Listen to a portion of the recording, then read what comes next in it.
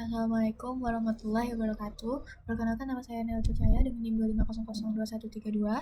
Kali ini saya akan menjelaskan tentang mengenal Microsoft Word dan fungsi dasarnya. Ya, Microsoft Word itu memiliki beberapa tab atau menu utama yang masing-masing memiliki perintah tertentu untuk membantu kita membuat dan mengedit dokumen dengan mudah. Yang pertama yaitu ada menu Home. Biasanya menu ini yang paling sering digunakan. Di dalamnya terdapat font.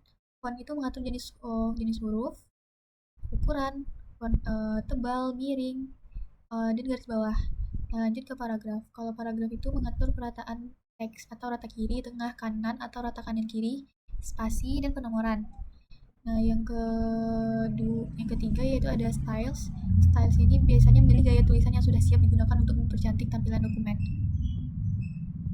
Misalnya gini. Nah, lanjut ke editing. Editing itu biasanya mencari atau mengganti atau menandai teks tertentu dalam dokumen. Lanjut ke insert. Insert itu biasanya digunakan untuk menyisipkan elemen tambahan ke dalam dokumen. Misalnya, ada picture, shapes, icons. Biasanya untuk menambahkan gambar atau bentuk ke dalam teks. Biasanya gambar itu bisa kita ambil dari file atau dokumen gitu. Terus tabel.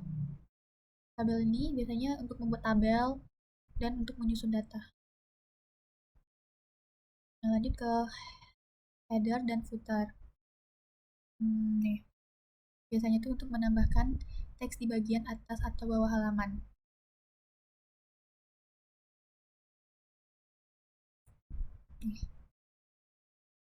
Lanjut ke page number, biasanya memberi nomor halaman. Terus lanjut ke word art dan text box.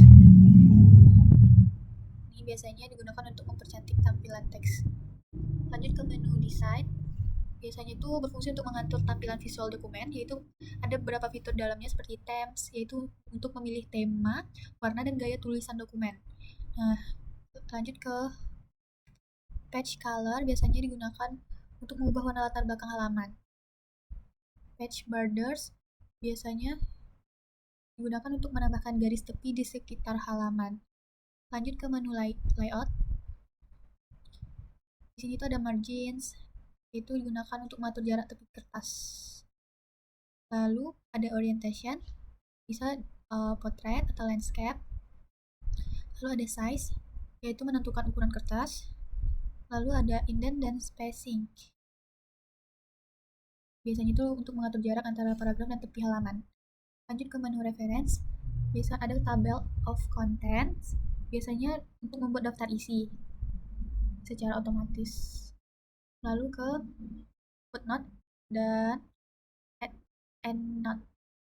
Nih, biasanya itu untuk menambahkan catatan kaki atau keterangan tambahan gitu. Lalu lanjut ke citation dan bibliografi. Biasanya itu digunakan untuk menyusun referensi daftar pustaka. Nih. Lanjut ke menu review. Di sini ada spelling and grammar, biasanya untuk memeriksa ejaan dan tata bahasa. Lalu ada thesaurus, yaitu mencari sinonim kata. Lalu ada comment dan track change, yaitu menambahkan komentar dan melihat revisi dari orang lain.